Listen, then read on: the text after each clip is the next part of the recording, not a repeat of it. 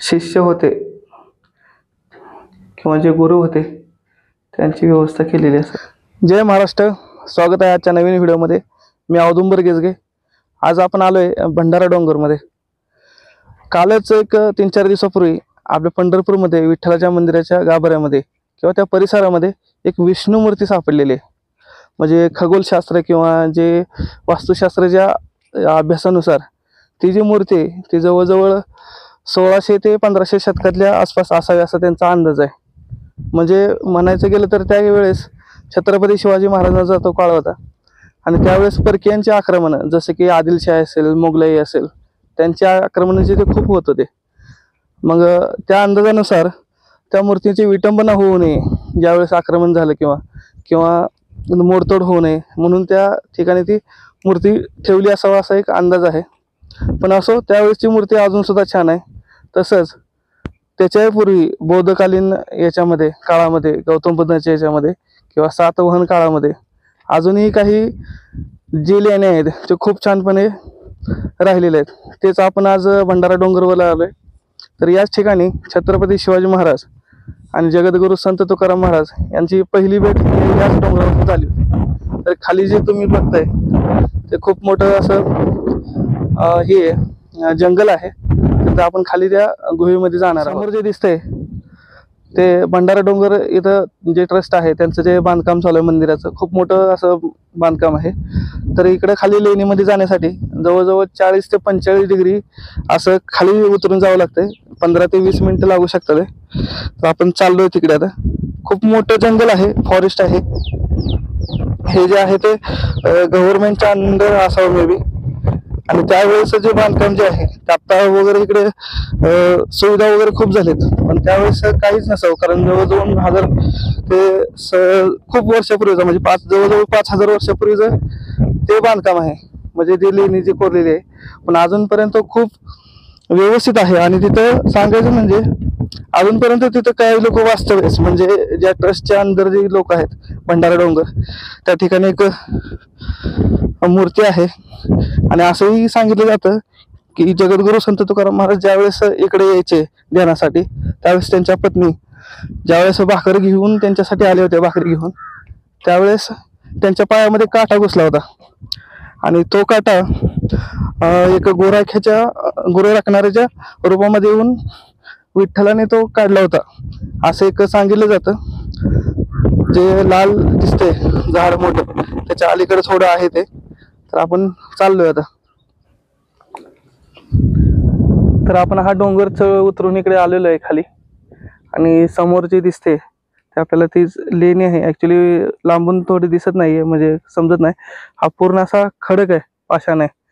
त्या पाषाणामध्ये ही कोरलेली लेणी, भगवा झेंडा आहे। तिथं एक महाराज आहेत।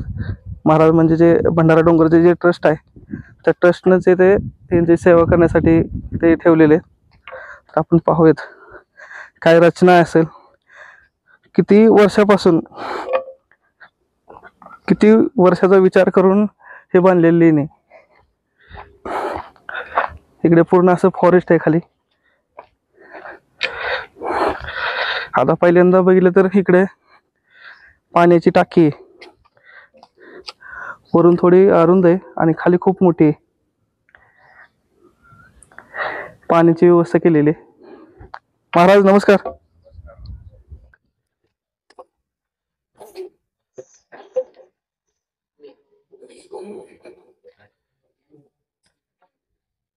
आतमध्ये खूप मोठी आहे। आपण नंतर येऊ इथं। आलो माघार येतो इकडून। हा पूर्ण पाषाण आहे, एकदम टणक। त्या पाषाणामध्ये कोरलेलं हे लेणी। त्यावेळेस कोणती डिग्री त्यांनी घेतली असेल ते आपल्याला काही माहित नाही, पण अजूनपर्यंत एवढं म्हणजे अजून कंडिशन चांगल्या कंडिशन मध्ये येते। आणि आत्ताचे आपण जे बघतो एक 50-60 वर्ष सुद्धा बांधकाम टिकत नाही एवढ्या डिग्र्या वगैरे घेऊन। त्याचबरोबर इकडे पण एक पाण्याची टाकी आहे, ही खूप मोठी आहे त्याच्यापेक्षा। मे बी एक पिण्याच्या पाण्यासाठी असावी आणि दुसरी आहे ती वापरण्यासाठी वगैरे जे आहे ते असावी। या ठिकाणी थोडं अपूर्ण आहे।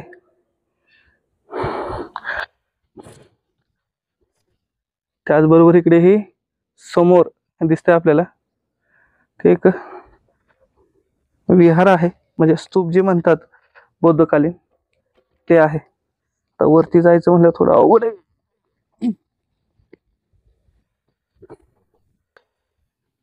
हे स्तूप आहे.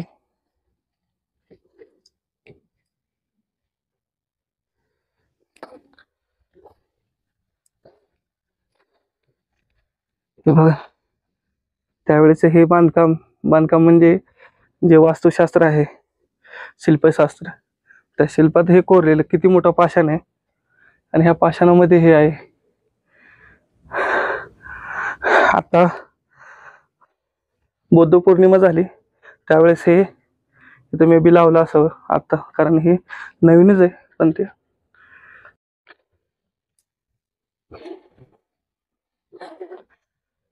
पूर्ण एक दगड आहे, या पूर्ण दगडामध्ये हे कोरलेले आहे पाषाणामध्ये.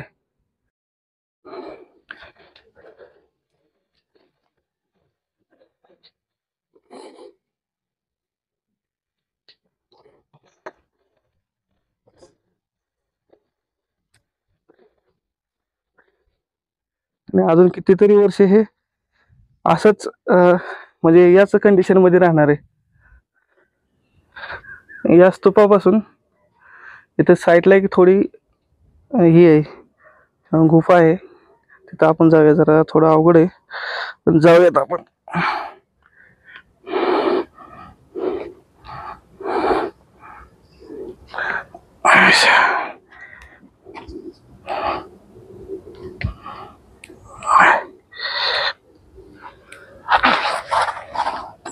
बाबा हा, तर इकडे काय आहे आतमध्ये, हे आत्ता लावलेलं आहे.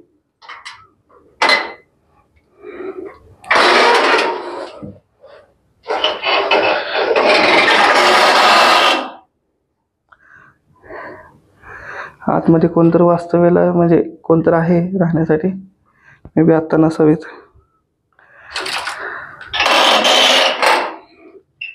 समोर जे आहे ती बुद्ध मूर्ती दिसते.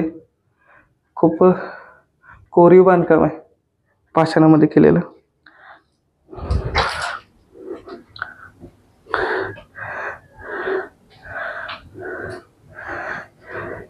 तिथे बसण्याची जागा असावी मे बी, म्हणजे जे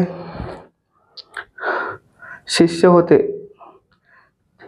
किंवा जे गुरु होते त्यांची व्यवस्था केलेली असावी.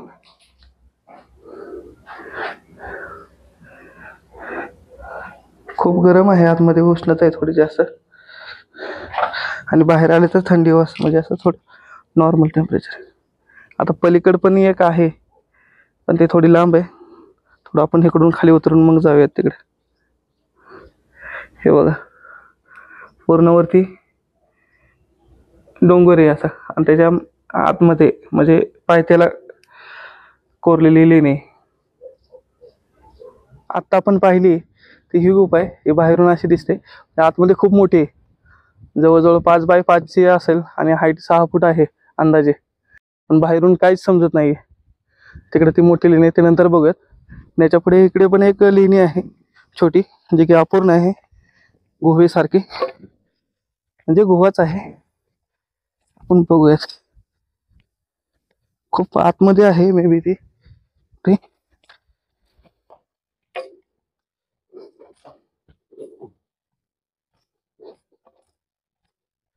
सेफ्टीसाठी काठी घेऊन आलोय.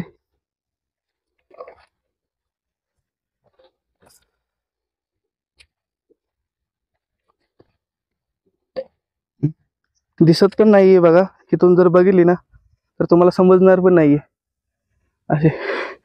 पण इथं समोर आल्यानंतर, पूर्ण पुढे आल्यानंतर समजते. ते कोणीतरी जास्वंदाचं झाड पण लावलंय. पाणी नाही इथं, पाणी ओतायला पाहिजे.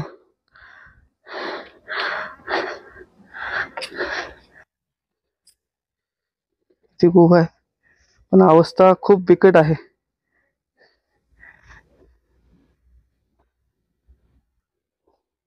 कोणी नसावं, खूप घाण केली लोकांनी. काय परिस्थिती झाली. खूप विचित्र आहे. खाली काही चुकटाही असू शकतो, त्यामुळे आतमध्ये जात नाही आपण.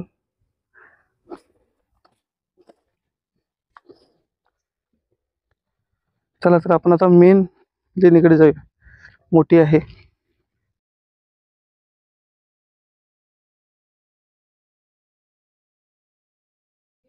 ही जी आहे ती मेन गुफा आहे. तर आपण आतले त्याची संरचना बघूया. या ठिकाणी इकडे ही आहे.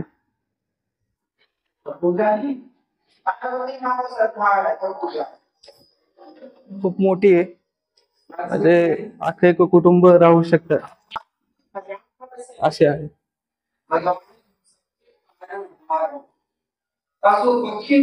विठ्ठलाची मूर्ती आहे गुहेमध्ये. खूप मोठी आहे. जवळजवळ 10 फूट असेल, 10 बाय 10ची वगैरे. याच्यामध्ये आतमध्ये पण आहे छोटी, एक छोटी रूम आहे आतमध्ये. त्याचबरोबर इकडे एक आहे, इकडे थोडा अंधार आहे. इकडे काही छोटे अंधार असल्यामुळे दिसत नाही.